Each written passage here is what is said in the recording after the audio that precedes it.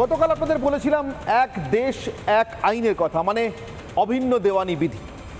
একটাই আইনে বিবাহ, সম্পত্তির উত্তরাধিকার ইত্যাদি। এক দেশ এক ভোটের পথেও যেতে চলেছে ভারত খুব শিগগিরই।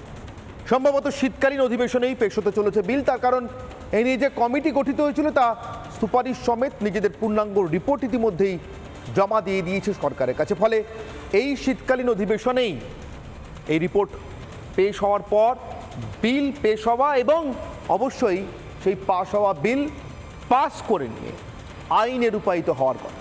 অর্থাৎ খুব দ্রুত এদেশে একবার একটাই ভোট হবে, আর ভোটগুলো হবে 5 বছর অন্তর, যেমনটা এখনো পর্যন্ত নতুন আইন সম্পর্কে বা এক দেশ এক ভোটের প্রস্তাবনা সম্পর্কে জানা যাচ্ছে। তার মানে যে যে রাজ্যে যে বছরই ভোট হোক, এই ব্যবস্থা যবে থেকে শুরু হোক, যে যে রাজ্যে তখনও পর্যন্ত বিধানসভার মেয়াদ বাকি থাকবে, তারা যদি বিজেপি শাসিত রাজ্য হয় তাহলে নিশ্চিতভাবে কোনো বাধা নেই। তার কারণ নিজের দলের পরিচালিত কেন্দ্র সরকারের নীতি এবং সিদ্ধান্ত মেনে তারা নিশ্চয়ই বিধানসভার মেয়াদ বাকি থাকতেই এই সারা দেশের সঙ্গে এক ভোটে সামিল হবে। কিন্তু যে যে রাজ্য বিজেপি শাসিত নয়, যেমন এই ধরুন আমাদের পশ্চিমবঙ্গের কথা, কেরালায় আছেন বামপন্থীরা, রাজস্থানে আছে কংগ্রেস, এমন অনেক রাজ্য রয়েছে যেখানে বিরোধী দল শাসিত, ইন্ডি জোটের, বিশেষ করে ইন্ডি জোটের শরিক দল শাসিত রাজ্য, যেখানে এক দেশ এক ভোটের পথে যেতে গেলে প্রথম প্রশ্ন উঠবে আমাদের রাজ্যের বিধানসভার মেয়াদ তো এখনো 1, 2, 3 বা 4 বছর বাকি আছে, আমরা কেন হঠাৎ করে আবার ভোটে যাব? এক দেশ এক ভোট যে যুক্তিতে করা হচ্ছে, অর্থের সাশ্রয় অন্যতম, অনেকগুলো যুক্তির অন্যতম অর্থের সাশ্রয়, সেখানেও প্রশ্ন উঠবে এই তো 1 বছর 2 বছর বা 3 বছর আগে আমাদের রাজ্যে একটা ভোট হয়েছিল, এখনো মেয়াদ শেষ হয়নি, আমরা কেন আবার ভোটে যাব? তাতে তো কোষাগারের ক্ষতিই হবে। এমন রাজ্যের মধ্যে পশ্চিমবঙ্গ বা বিরোধী শাসিত রাজ্যগুলো থাকার সম্ভাবনা প্রবল, মানে যারা আপত্তি তুলতে পারে। আচ্ছা, যদি দৃষ্টান্ত স্থাপন করতে নরেন্দ্র মোদী নিজেই নিজের সরকারের মেয়াদ 2 বছর বা 3 বছর বাকি থাকতে ভোটে চলে যান, তারপর কি আর বিরোধীদের বলার কিছু থাকতে পারে? যে কোনো একটি রাজ্যের বিধানসভার মেয়াদের থেকে দেশের নীতির জন্য, দেশ চালানোর জন্য দেশের লোকসভার মেয়াদ অত্যন্ত গুরুত্বপূর্ণ, অনেক বেশি গুরুত্বপূর্ণ।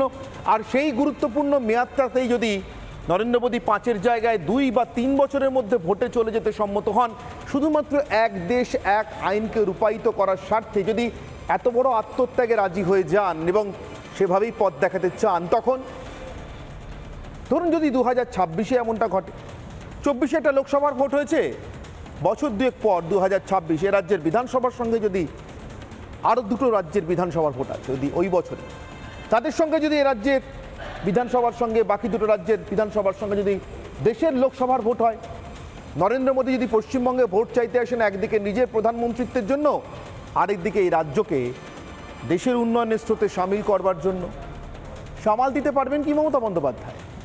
বহুদিন হয়ে গেল পশ্চিমবঙ্গের ভোট কেন্দ্রের ভোটের সঙ্গে লোকসভা ভোটের সঙ্গে একসঙ্গে হয়। বহু বছর আগে এমনটা শেষ হয়েছিল 1996 সালে, তারপর থেকে আর কোনো দিন হয়নি। আর ঠিক সেখানেই প্রশ্ন, সেই তুমুল স্রোতটা সামাল দিতে পারবেন কি মমতা বন্দ্যোপাধ্যায় যেদিন নরেন্দ্র মোদী নিজের সরকারের সঙ্গে পশ্চিমবঙ্গেও সরকার বদলের ডাক দিয়ে ভোট চাইতে আসবো আজকের সেই বিতর্কে। তার আগে কেন, কিভাবে, কোন পরিপ্রেক্ষিতে আজকের বিতর্ক, আমাদের বিশেষ প্রতিবেদন। हमारे इन प्रयासों के तहत ही अब हम वन नेशन वन इलेक्शन पर काम कर रहे हैं।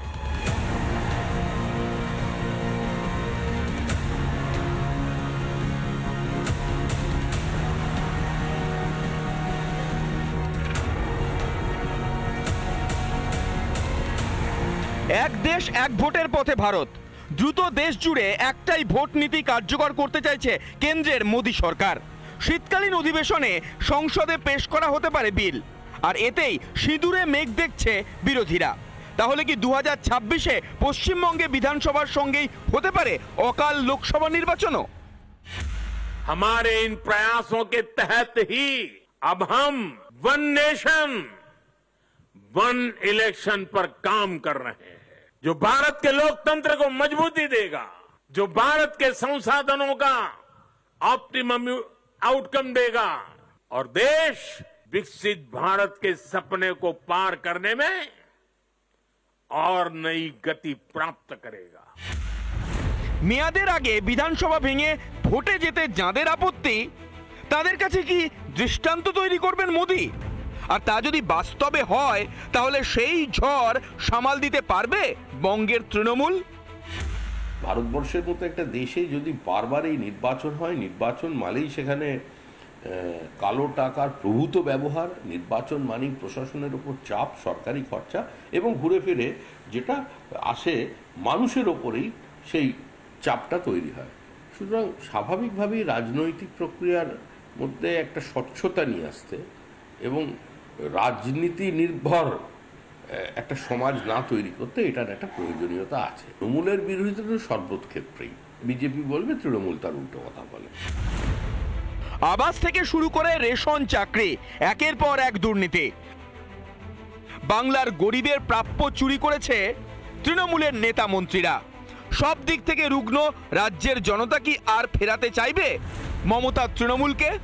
নাকি এক দেশ এক ভোট হলে দেশের প্রগতির স্রোতে সওয়ার হতে মমতাকে ছেড়ে মোদির পথেই হাঁটবে বাংলা? রিপাবলিক বাংলা। এক দেশ এক ভোটে যে তার সায় নেই সে কথা মমতা বন্দ্যোপাধ্যায় বারবার বলেছে। সম্ভবত ভয়টা তার ওখানে। যদি দেশের ভোটের সঙ্গে রাজ্যের ভোট একসঙ্গে হয়, তাহলে আরো বেশি করে দেশের চারিদিকে নজর পড়ে, বাকি রাজ্যগুলোর দিকে নজর পড়ে, দেশের সার্বিক প্রগতির দিকে নজর পড়ে, আর তুলনায় বারবার চলে আসে রাজ্যের প্রগতি, রাজ্যের উন্নয়নের ছবিটা। তাতেই সম্ভবত আপত্তি, অথবা অন্য কোনো কারণও থাকতে পারে। কিন্তু এক দেশ এক ভোটে যে মমতা বন্দ্যোপাধ্যায়ের সায় নেই সেটা বারবার শোনা গিয়েছে। আর তাই সেখান থেকে আমার প্রশ্ন, মমতা বন্দ্যোপাধ্যায় চান বা না চান, তাকে বিধানসভার মেয়াদ সামান্যতম কম্প্রোমাইজ না করে যদি এই এক দেশ আর এক ভোটের মুখোমুখি হতে হয়, রাজ্যের বিধানসভার ভোটের সঙ্গে যদি দেশের লোকসভার ভোটটা হয়ে যায়, মোকাবিলা করতে পারবেন? আমার আজকের প্রশ্ন, আজকের অগ্নিবাণ। দেশের সঙ্গে ভোটে রাজ্য, সাফ জোড়াফুল, ফুটবে পদ্ম।